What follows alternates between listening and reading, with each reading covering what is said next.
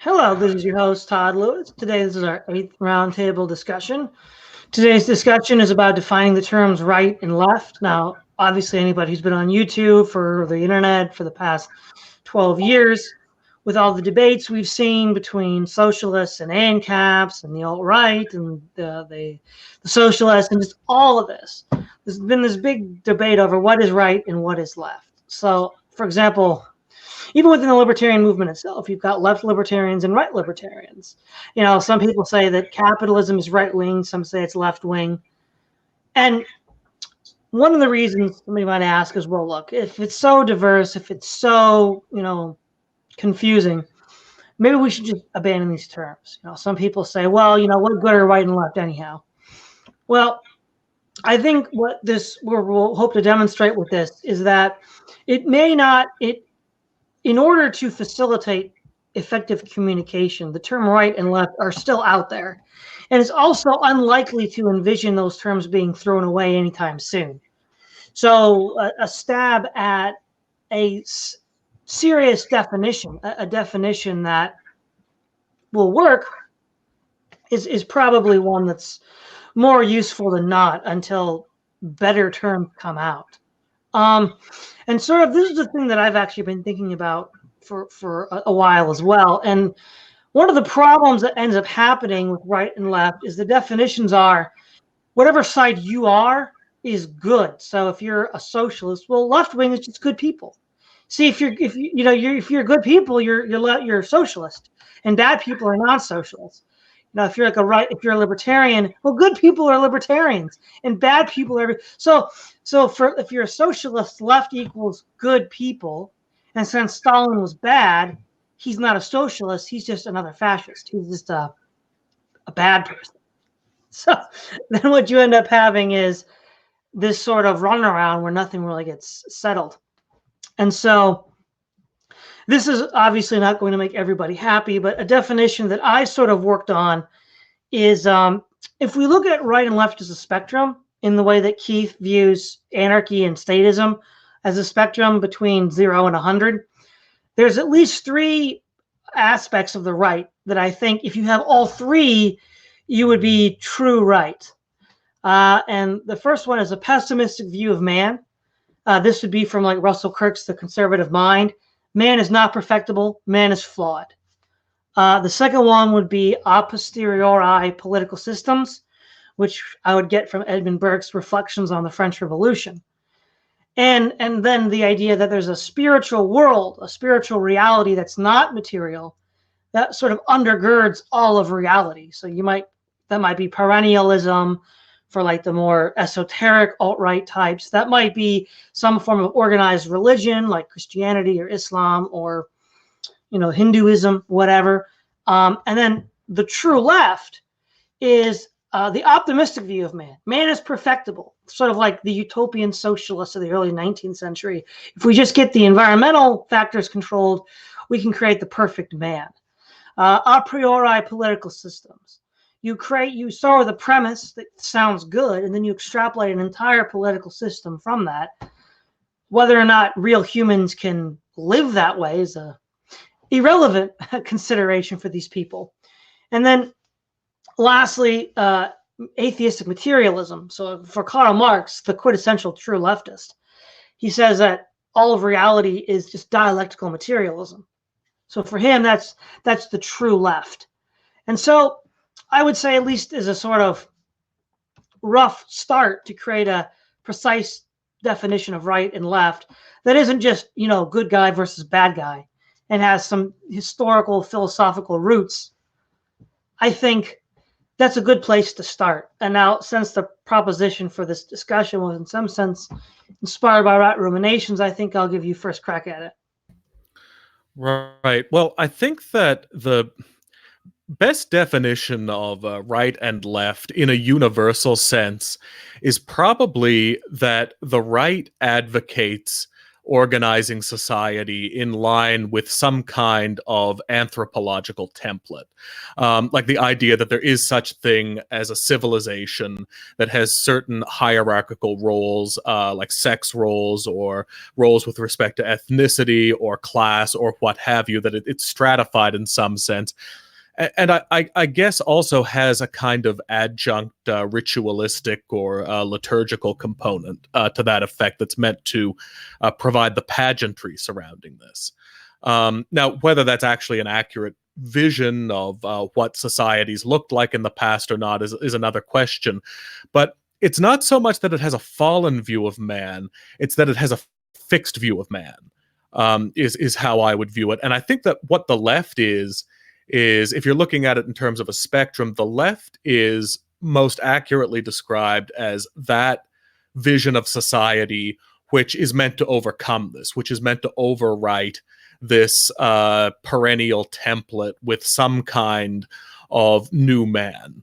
So even if only subconsciously, if not in theory, I suppose the left operates on some kind of presumption of tabula rasa. So even somebody like Noam Chomsky, who has kind of succeeded in his career as a linguist by denying the tabula rasa and saying that there are like precognitive dispositions that humans have.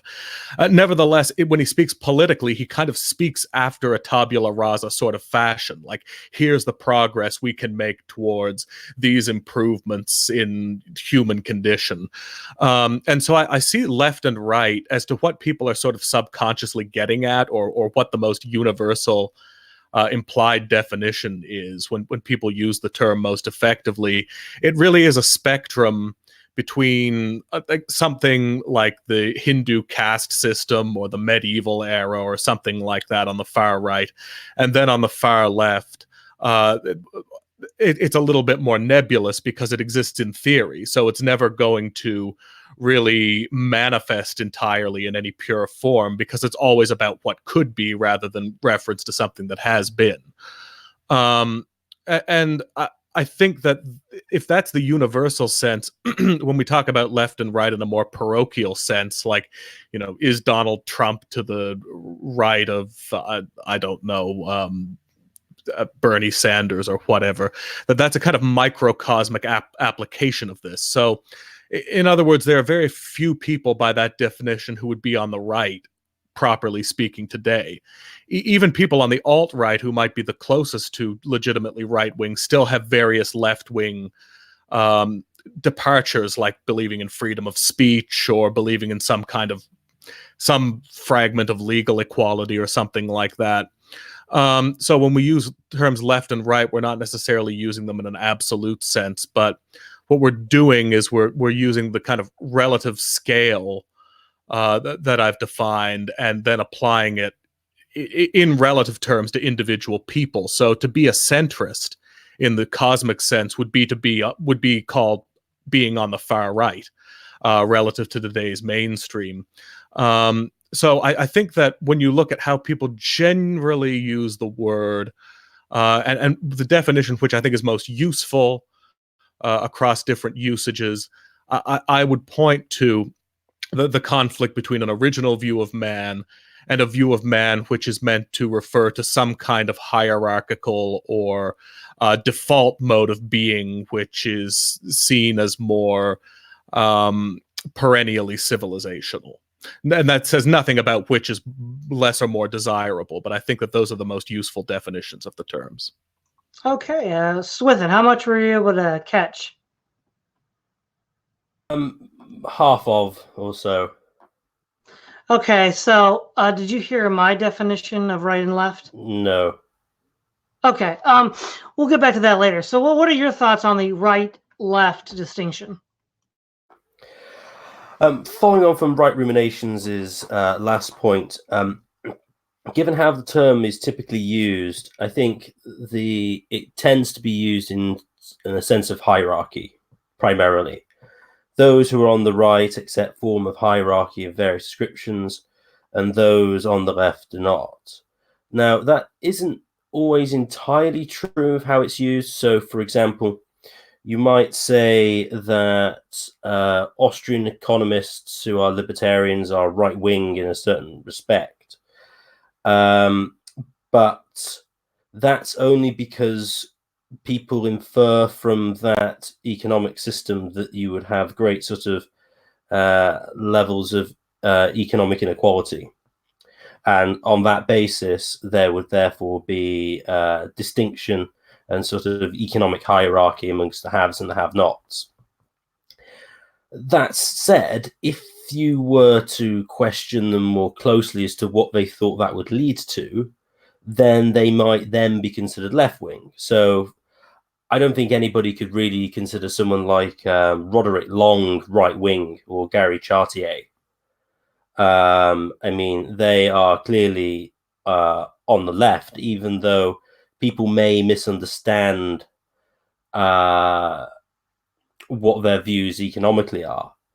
But that's more to do with what they think would result from such economic policy, as opposed to what they think the result of the economic policy would be. So it would be a dispute over whether the means achieved the goals that they said they were going to actually achieve, which is actually a similar argument you could make amongst some of the communists wanting dictatorship of the proletariat, in a certain sense.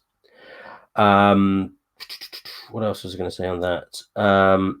Oh yeah, so on the other side, though, if you get sort of Randians, for example, who have, with with the exceptions of the police and the courts, etc., you could argue have a similar economic policy to, say, Roderick Long or Chartier or even Kevin Carson, but then would clearly be considered on the right because, well, they think that the overman in the businessman, the greatest and most oppressed minority of all time, according to Rand, would be able to assert his natural authority and his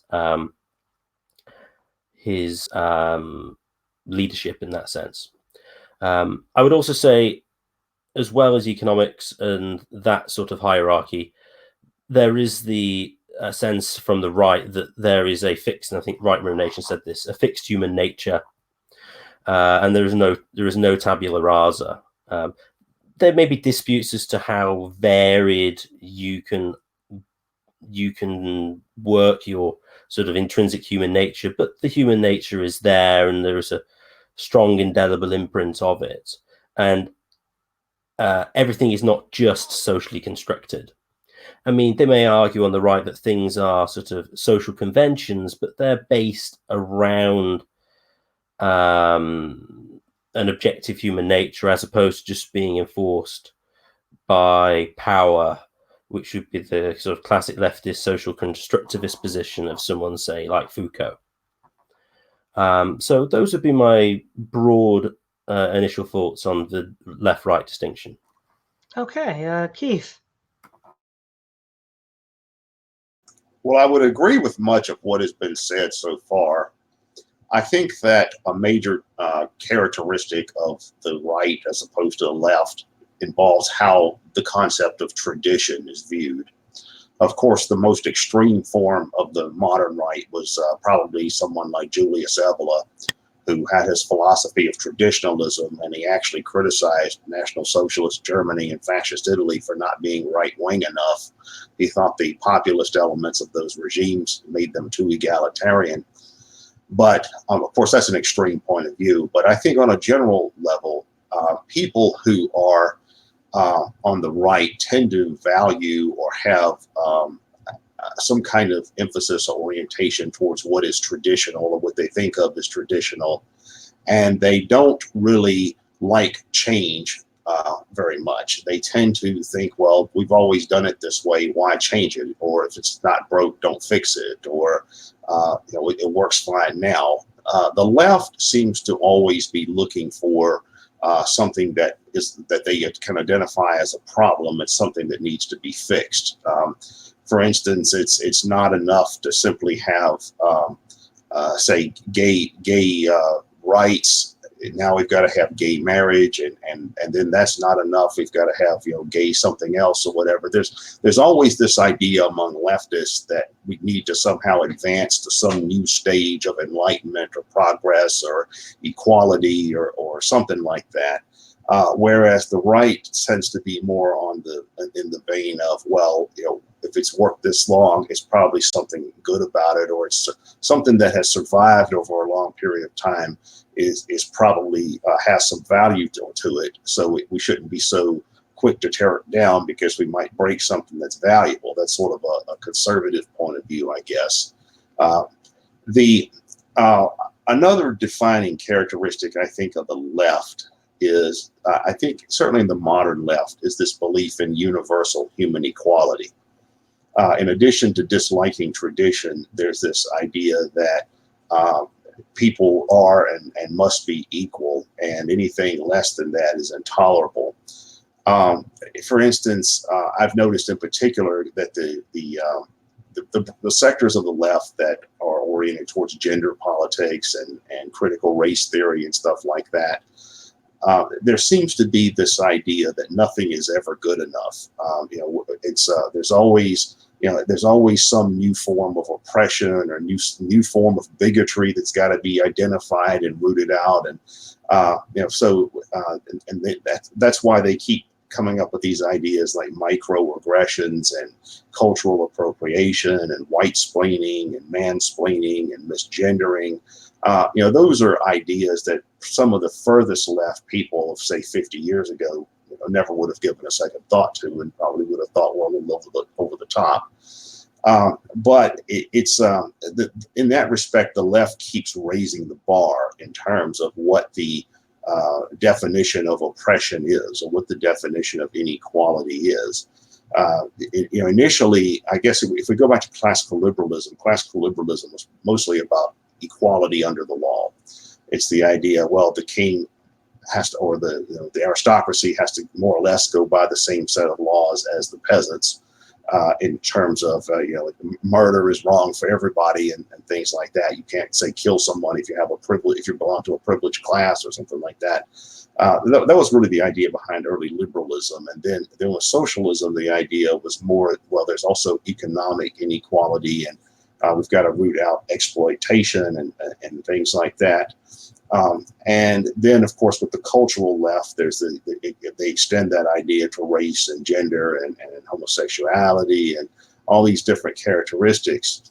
And increasingly now the emphasis among a lot of leftists is that there shouldn't be borders between nations, because all cultures and nationalities and things like that are largely interchangeable, and to say otherwise is constitutes fascism or something like that.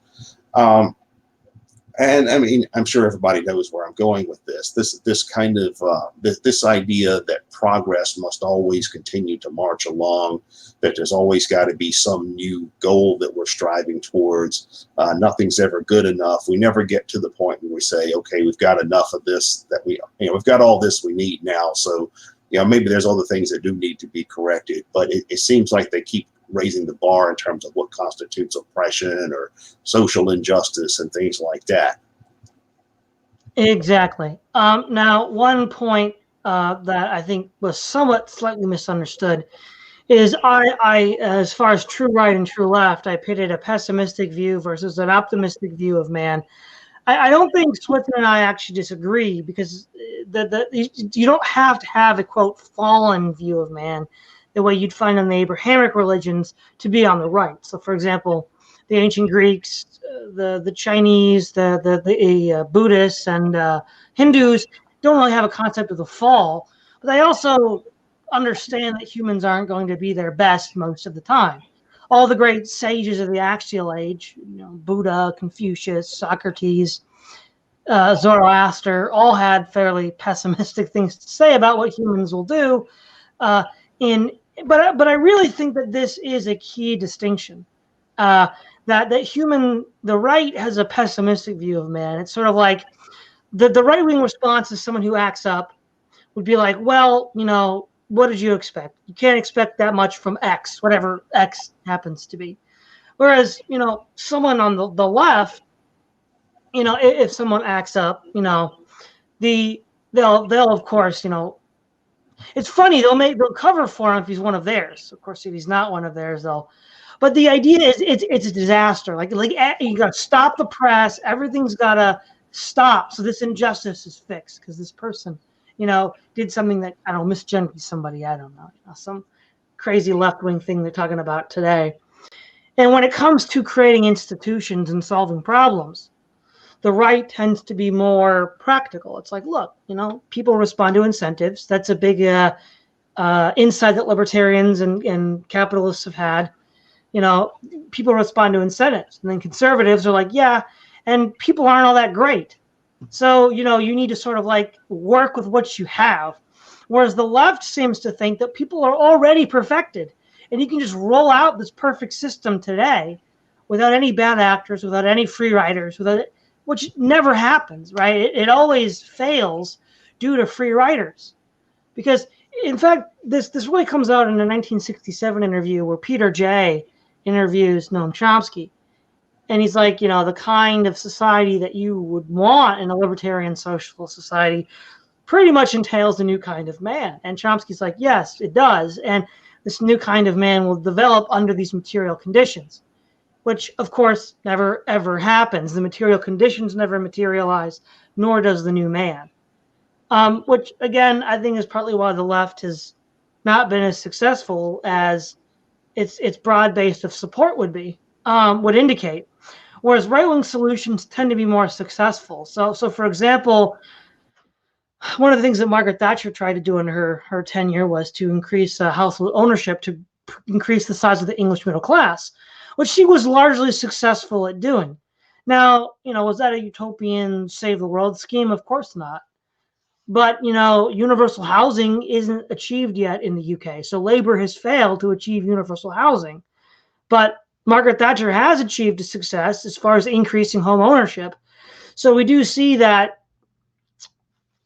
whatever goal you're striving for, let's say home ownership, the right typically is better at achieving some of what you want. And the left also doesn't like, because it has this utopian view of man, doesn't like compromises. It's like, look, more people own houses when Margaret Thatcher left office than before. Isn't that still kind of what you want?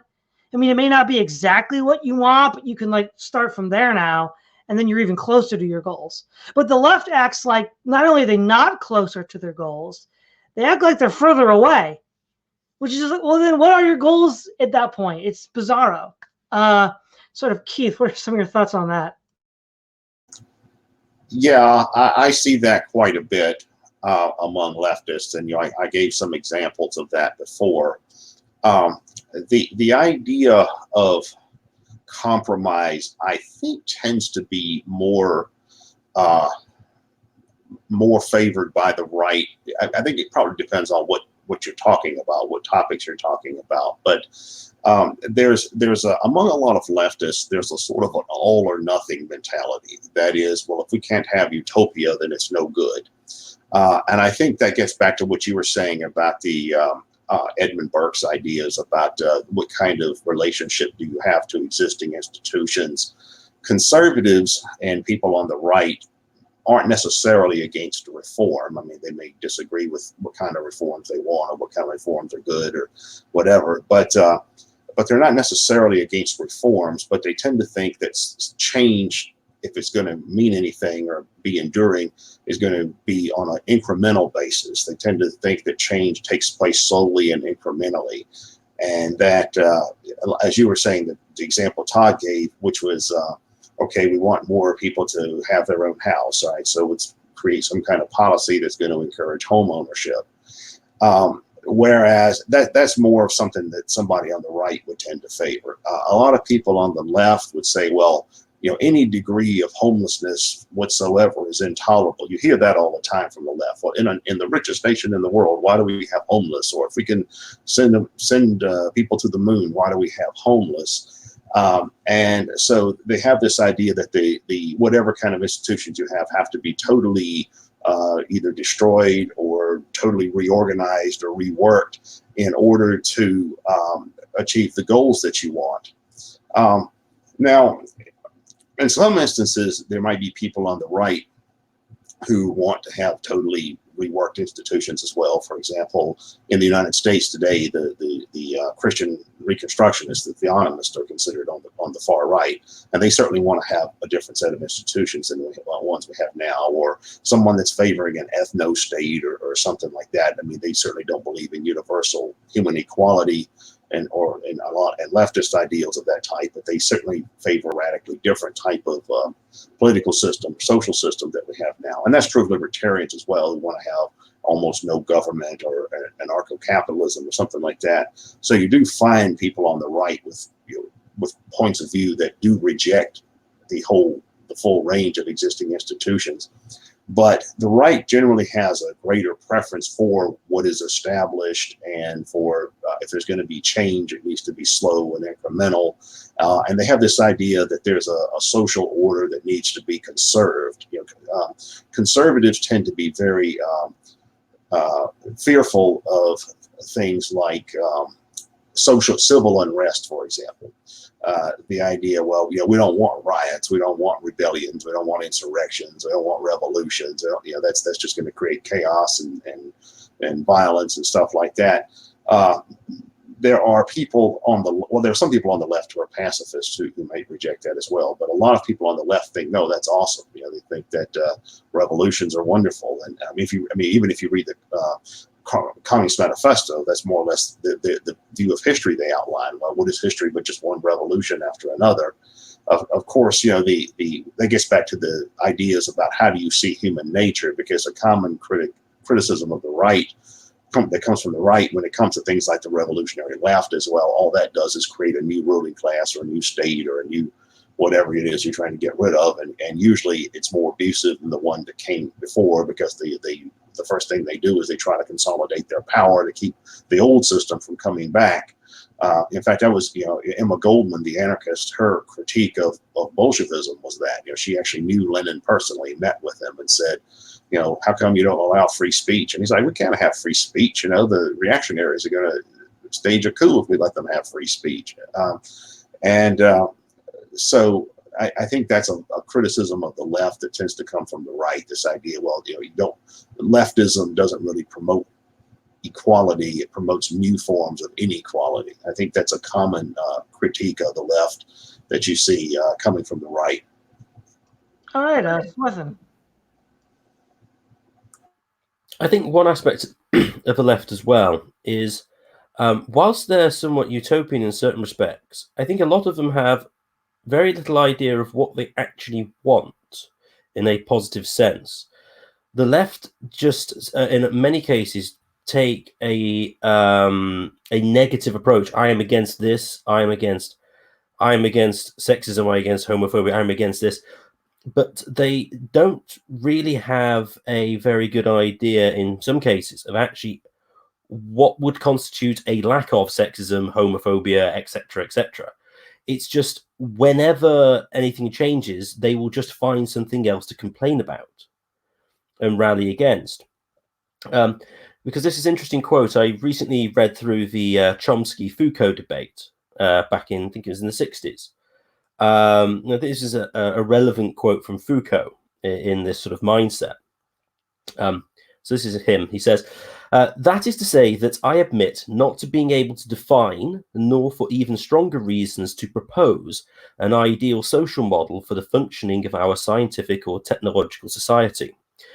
On the other hand, one of the tasks that seems immediate and urgent to me, over and above anything else, is this: that we should indicate and show up, even where they are hidden, all the relationships of political power which control the social body and oppress or repress it. So all Foucault is concerned about is highlighting any power relations, and his concept of the political isn't what you traditionally just think of political power. It is almost encompasses everything. And that is his raison d'etre, is just to find and deconstruct any sort of existing relations. He has no sort of positive program. It's just purely negative. And you just keep going and going. And this is why the left is never happy, is because we always need something to complain about. So despite being in a certain sense utopians, they really have, in many cases, little positive practical vision of what that would realize. This was an interesting comment actually made, Richard Spencer made actually, about the reboot of the Star Wars universe in The Force Awakens. He identified that really that the new trilogy from The Force Awakens through to The Rise of Skywalker was essentially a leftist project, because it's the way it's created is just how what they called the resistance now were defined purely that they were against the New Order, and it's just this antagonistic definition. Because the obvious thing that they could have done in the Star Wars universe following the Return of the Jedi would be a potential recreation of the Old Republic or various other political things in that sort of universe. But in the recreation of it, they didn't attempt to do that. They just went, well, let's just create a bogeyman again and let's be against it. Let's not have any sort of competing factions or any sort of attempting to sort of recreate in the sort of the end of a Roman Empire style universe. It was just, oh no, we'll be against this group, which is all white and male primarily, and we'll be nice and multicultural and just be against things.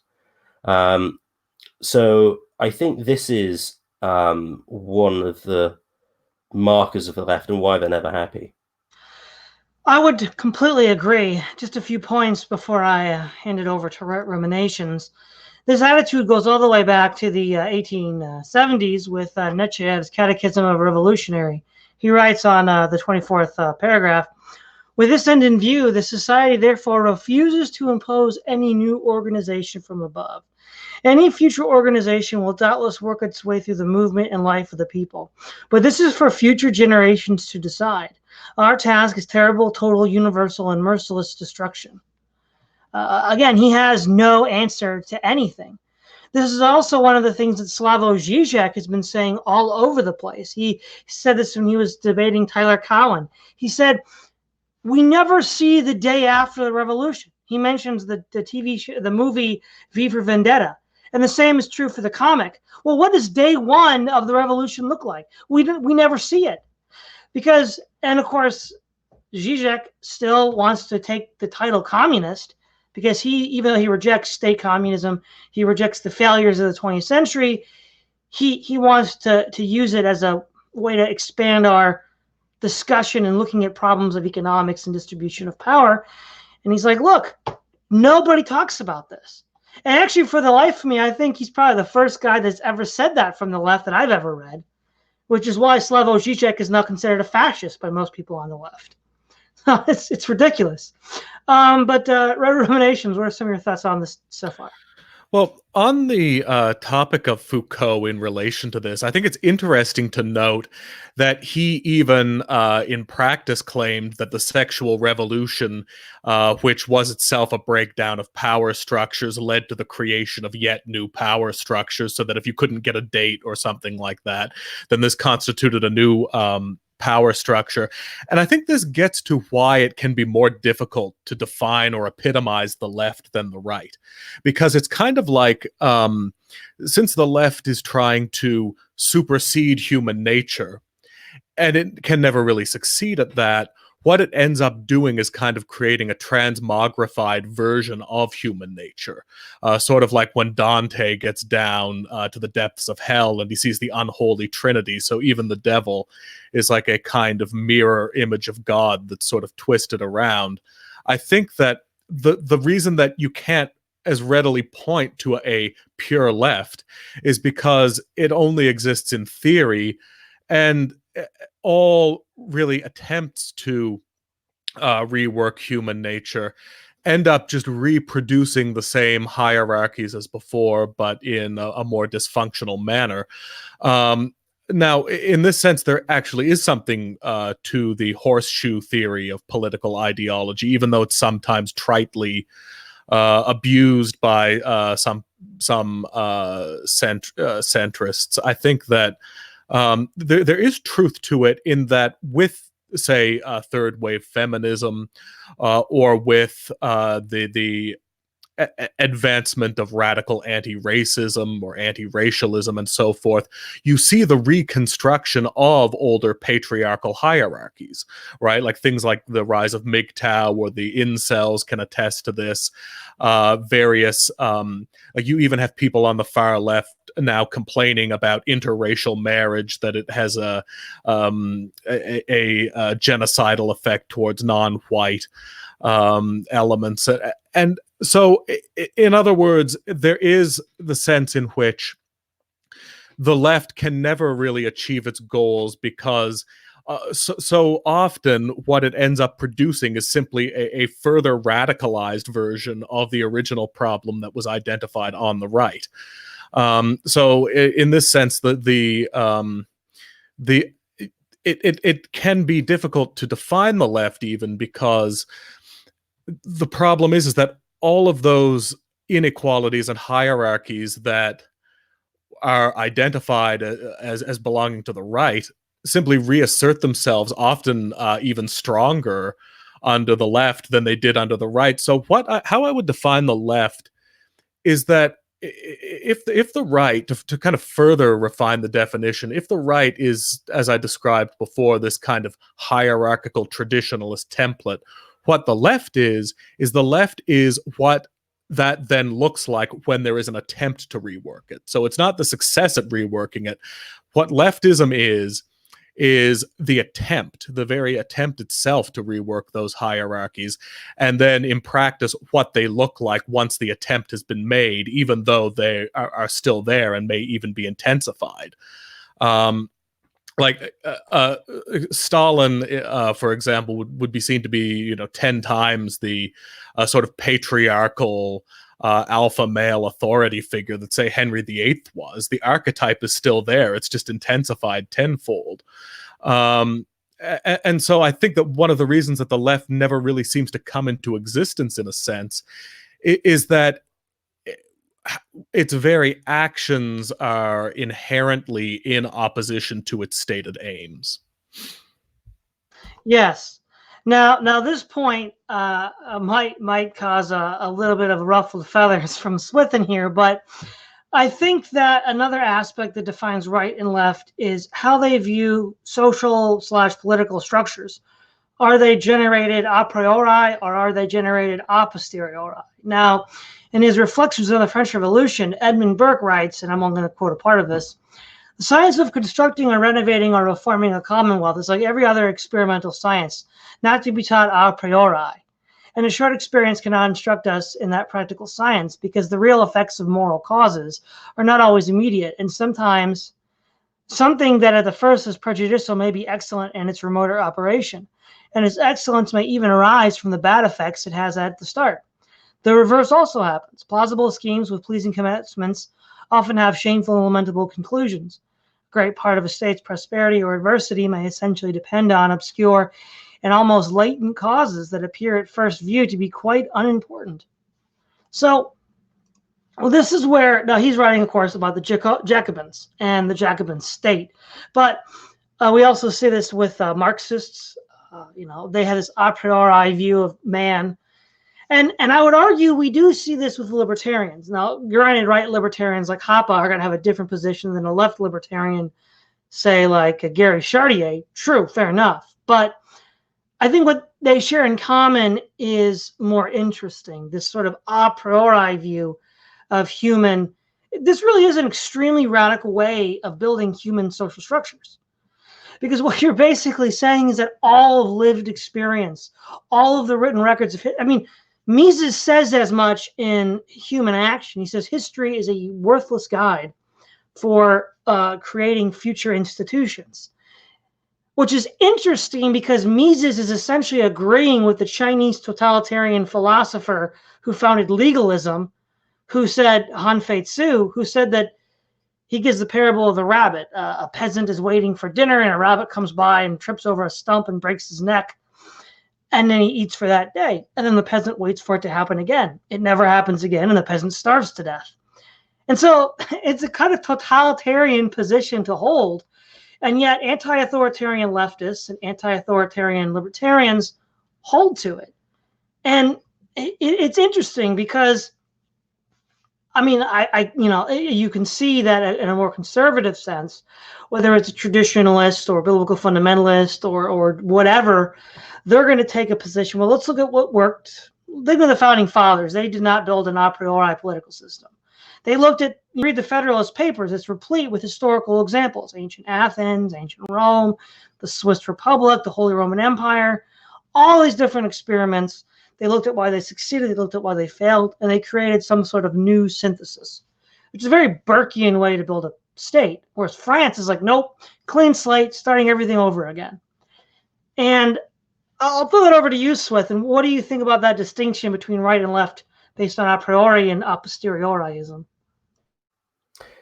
No, I actually think that's quite perceptive. It is the case with some strict libertarian theory that it does mirror a similar methodology of the left in its sort of abstract foundations and how it goes about constructing its theoretical edifice. And that's a crucial point. It is constructed from sort of the base up. So the Rothbardian reasoning, saying the ethics of liberty, is based on a broad intuitionism. So his argument that there are three options: there is self-ownership, there is slavery, or there is I own you or you own me, or there's everybody owns an equal share of everybody else. That's a classic Rothbardian trichotomy, which I know, Todd, I think you claim is actually 7, but we'll leave that. It doesn't matter for the purpose of this. And then goes, well, slavery is obviously bad, which historically is a controversial statement, considering slavery has pretty much always existed until the last 200 years.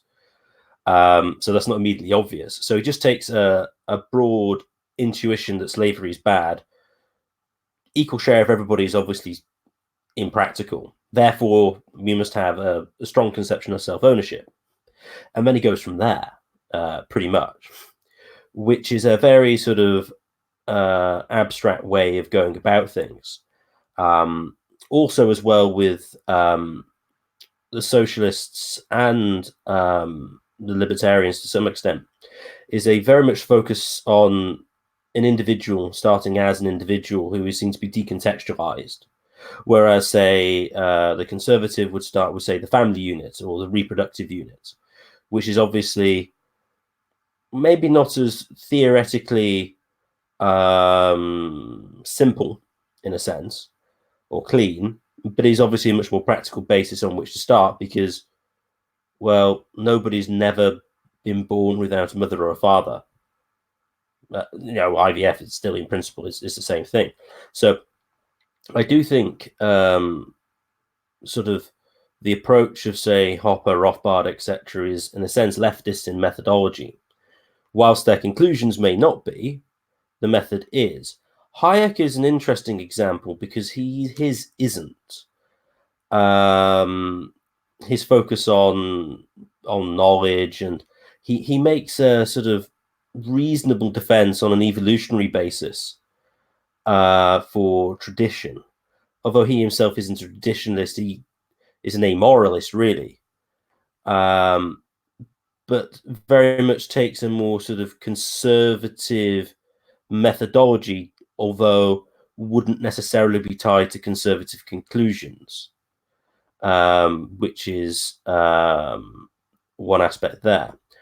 One thing I would say about libertarian theory and sort of its conclusions, even though its methodology, I say you could consider leftist in a sense, its conclusions aren't necessarily so. So the position I would take, say, on provision of legal services and security services, my position is essentially that given a particular set of law or norms, you should just allow legally free entry into both provision of security and legal services, on the basis that, well, if you have a legally privileged caste, well, they're just going to abuse their position. Therefore, allow free entry. and that will create a better scenario. So I think you can justify effectively, so the reverse, you can justify basically anarcho-capitalist conclusions with a more sort of conservative methodology. So you have these interesting sort of hybrid positions that you can take. All right. Ruminations. Do you have anything to add to this?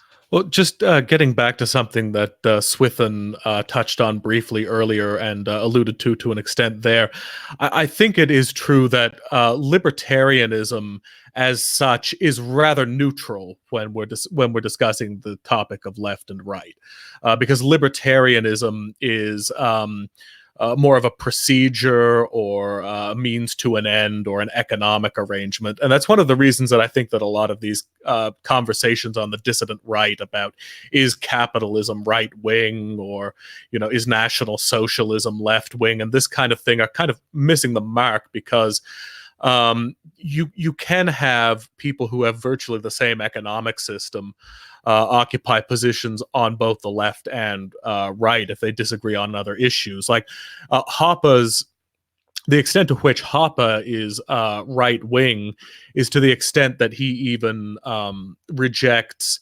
the classical liberal or certain classical liberal, like Benthamite presuppositions about the desirability of freedom of speech. And even wants to go back to sort of pre-glorious revolution levels of social, cultural cohesion and that kind of thing. Whereas then you have people like Jeffrey Tucker, who seems to be in with all of the basically cultural Marxist lingo, to be honest. But yet their economics, as far as I can see, would be virtually identical. So I'm not really of the mind that that capitalism, at least, is necessarily right wing or left wing. It's kind of a generic centrist system, in my thinking. All right, Keith, do you have anything to add on this particular point? Yes, I think that the one thing that was just being discussed by Swithin is important, because the standard criticism that people on the left have of the right, I think if there was ever the most common criticism that leftists would have of people on the right would be that ultimately the people on the right want to simply be apologists for existing systems of oppression. That's probably the most common argument you'll hear from the left. Well, the problem is you're on the right because you're in favor of racism, or you're in favor of sexism, or state oppression, or capitalist oppression, or something like that. But I think to some degree it's a valid criticism, because if we look at the history of conservative or right-wing thinking, there has been quite a bit of that. There has been quite a few people on the right, as the right was defined at a particular time, there were apologists for either slavery or for other kinds of things that today we would consider inhuman. Virtually all people today would consider inhuman or backward or barbaric or something like that. So it's not that all criticisms of tradition are necessarily wrong. I know years ago, Ralph Raico, the libertarian, wrote a piece for I forgot where he wrote. I think it was probably one of the old libertarian magazines in the 70s, like Inquiry. But he was criticizing Ernest Vandenhaeg, who, of course, was a conservative. He was actually a former communist who had become a conservative, kind of a National Review, William F. Buckley, neo-Connish leaning type of conservative. But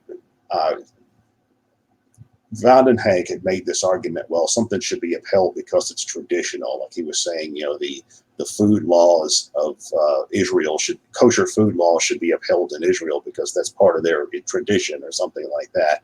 And I think Raico came back with the argument of, well, okay, how far do you want to take that? Do we want to have neo-Aztec societies that have human sacrifice? Well, hey, this is our tradition. This is what we do. There's a story that's sometimes told. I don't.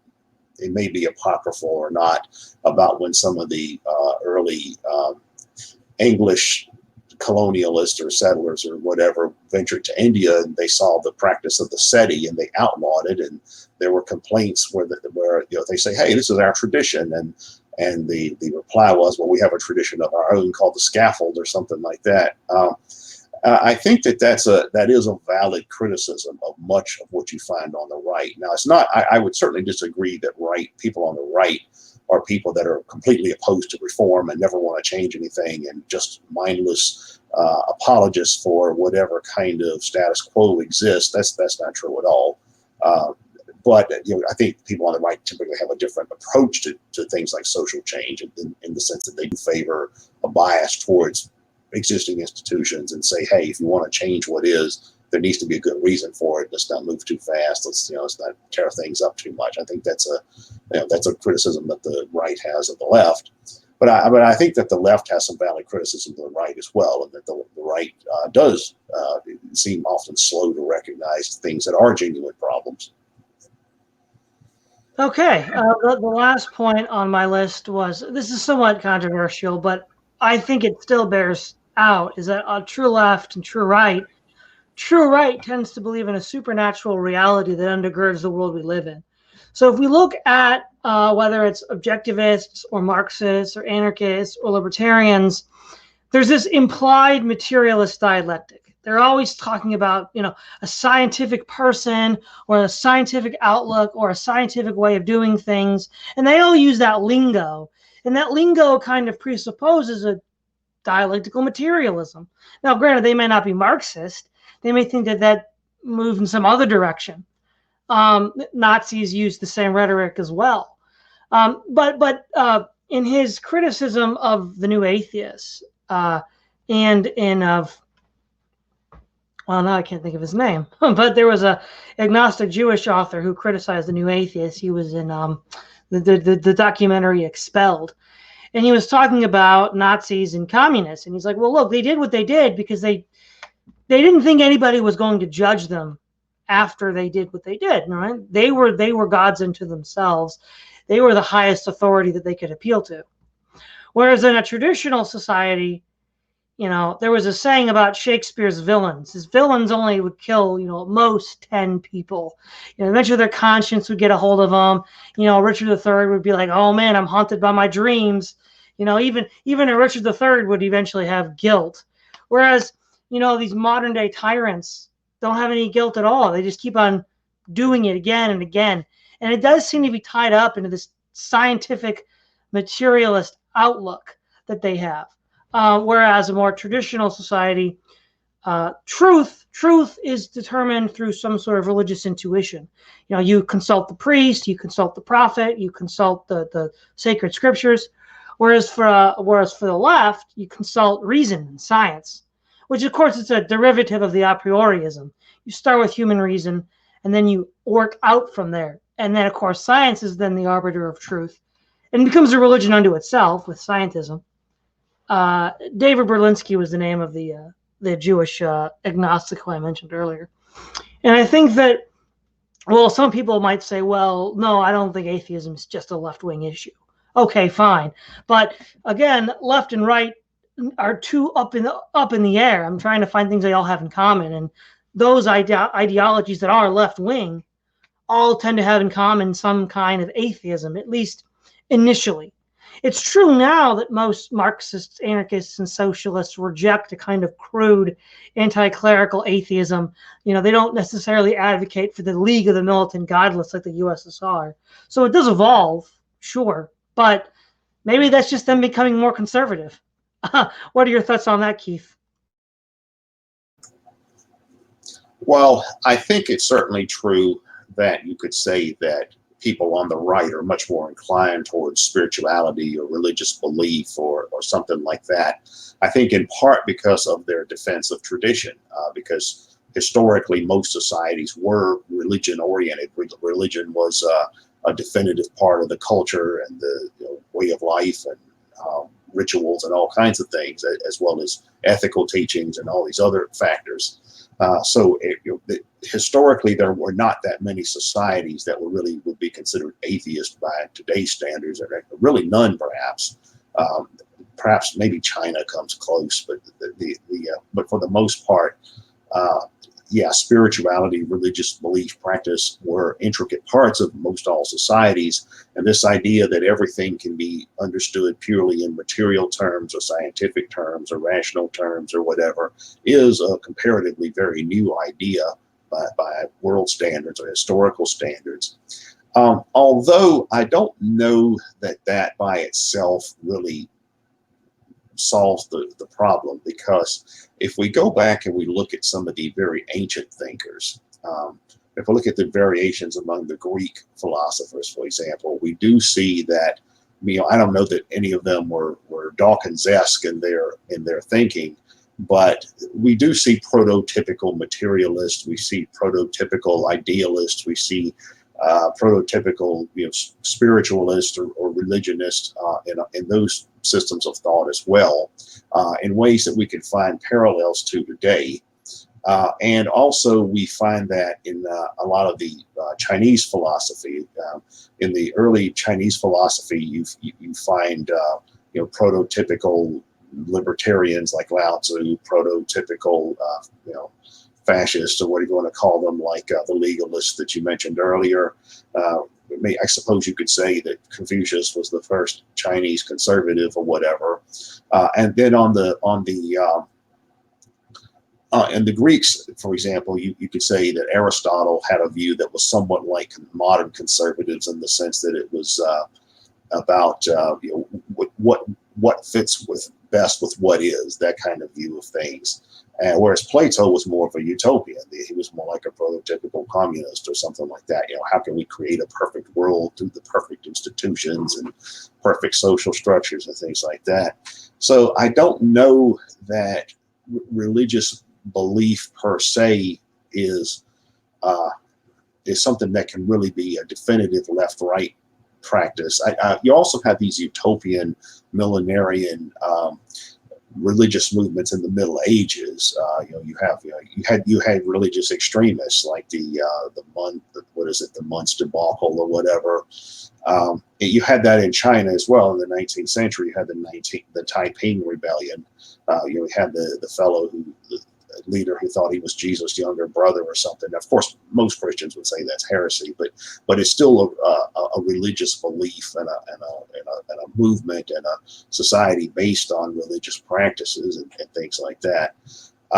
So it seems like I don't see how that could really be a definitive element of the left and right, with the qualification that, because people on the right tend to value tradition more, they're more likely to value religious institutions and beliefs and practices.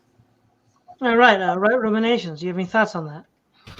Well, I would disagree that that religious sensibilities are in any way essential to the right, in the sense that there are many right-wing thinkers in both the relative and the absolute sense who were not obviously theistic.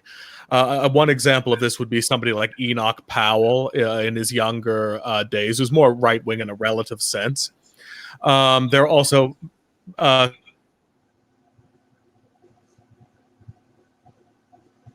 still there, right ruminations? Well, we'll give it to you, Swith. Then when Wright gets back, we'll let him talk. I think I agree with Keith that I don't think it's an essential difference. Although I do think empirically, the theist right and the atheist left is broadly true to some extent. And I think it comes from the idea of a natural order, in the sense of that the right hold. That you can see these structures and this hierarchy in substances that exist externally in the external independent world. And the idea of God being at the end of sort of this chain of being, of the highest good, the highest essence existing makes sense if you treat the world in this sort of given sense of real existing substances have their own essences. Sort of a pre sort of modern view, broadly Aristotelian view is what I'm articulating, really, in a bad way. But if you see the world purely as matter in motion, which sort of takes place sort of from Newton onwards, there isn't any essential ordering to the universe. It's just merely determined. Well, Newton said it was just purely sort of like God willed it to be that way. There was no real reason for it. But then that sort of devolves into sort of more, like you said, the Foucaultian position is just matter in motion, and just power decides it goes one way or another. And then the universe is entirely plastic. There's no real above or below in reality. It's all on a single plane. And so in that sense, sort of the epistemological approaches of thinkers from sort of the post-Cartesian period, I think link well, one in sort of like the a prioriist approach in certain respects, and then leads to the sort of flattening of reality, and then which tends towards atheism. So I think there's some evidence to suspect that might be true, but I'd agree with you that I think is essential. So before I return it back to you, right, ruminations, Swithin, you brought up a good point. Maybe we should think of it in terms of, rather than religious versus atheist, teleological versus anti-teleological. So I'll hand it back to you, right, ruminations. Yeah, I am partial to that thought, because what I was finishing saying was just that while you can have people on the right who are decidedly non-theistic, even if they support theistic rituals in society or the theistic structure, you have to remember that there are the template of the left seems to me to be clearly religious. You bring up things like consulting prophets or priests. Well, they consult experts. They consult university professors in such a way as it basically is not really as a prioristic as they themselves might like to present it as being. So once again, you see just as much religiosity in any sociological sense on the left as you do on the right. I think that the difference is that the right is simply less hypocritical about it, and they tend to support overtly theistic structures, while the left tends to find outlets for that.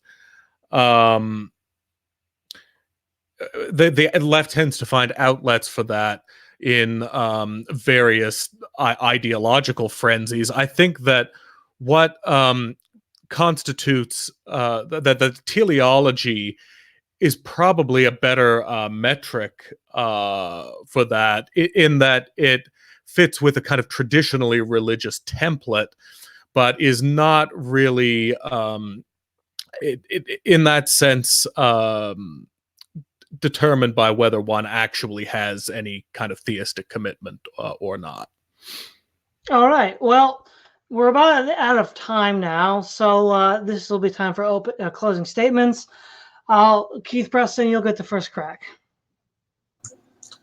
A while back, somebody who was a very prominent conservative or dissident right intellectual asked me if I was considered myself to be left or right.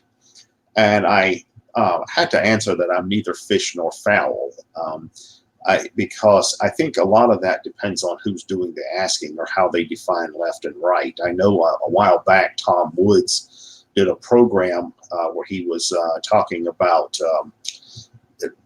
how do we go about defining. We did a series of programs talking about how do we go about defining the left and the right, and he had Paul Gottfried on. And according to the way Paul was defining the right versus the left, I started thinking, yeah, by these standards, I'm definitely more on the right than on the left. But then I think the next day, Tom had Michael Malice on this program, and Michael Malice had his own definition of what the left and the right are. And I started thinking, well, no, I'm more left than right by this definition. So I think that it's more a question of, I think that most people aren't really left or right. If you just ask people off the street, what your opinions are about these or that, this or that topic that is contingent upon some sort of left or right stand, you're going to get a wide mixture of views. And I don't know that that's necessarily a wrong position to have.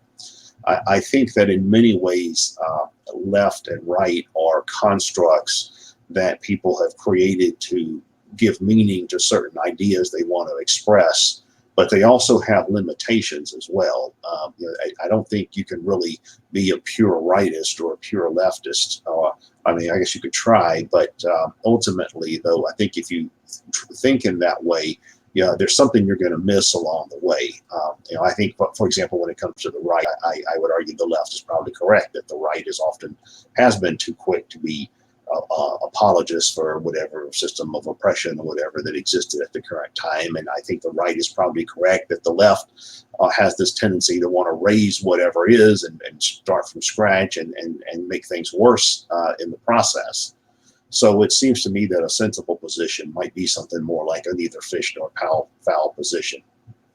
All right. Well, before we lose you again, I'll give it to you, Swithin. Final statements. All I would say very briefly, with just a heads up on the left and right, one of the most interesting things I've watched on the distinction between left and right is a video by Academic Agent called A Brand New Political Compass. And we looked at 7 different axes as to what you could be considered left or right on, so cultural, economic, moral, etc., which I think gives a very interesting, nuanced a way of looking at the left and right on conclusions. Although, as we've alluded to here as well, one of the distinctions of left and right isn't just conclusion, but also methodology, which it doesn't cover. How the term is used, I think mostly people concerned about the conclusions, whether you're considered left or right, although possibly more important maybe the methodological differences, but that's just not how it's typically used. So those would be my concluding points. Okay, right, ruminations. My concluding remarks would be that people throw these terms around a lot, but in often contradictory ways. So you'll have somebody on the alt-right, for example, who will accuse libertarians of being economically far right, which in a roundabout way means that they're not really on the right because the real right is cultural. And they're just a general tendency towards sloppiness of definition. So I think that if we want to be clear, it makes sense to go with the implied meaning that tends to be at least subconsciously used by most people, most articulately the majority of the time. And I think it basically is hierarchical traditionalism versus those ideologies that are committed to, at least nominally, overthrowing hierarchical traditions, whether they actually succeed at that or not. And I think that this is very much a spectrum that we can either apply in relative or absolute terms. So somebody like Donald Trump may cosmologically be on the left, but compared to the mainstream, he would be on the right, simply relative to the polar ends of this spectrum. And I think that if we were to define it that way, the conversation would have a lot more clarity and would be a lot more useful. All right. I guess I'll just say let the right remain right and the left remain wrong. This is Todd Lewis of the Present Folly Podcast signing off.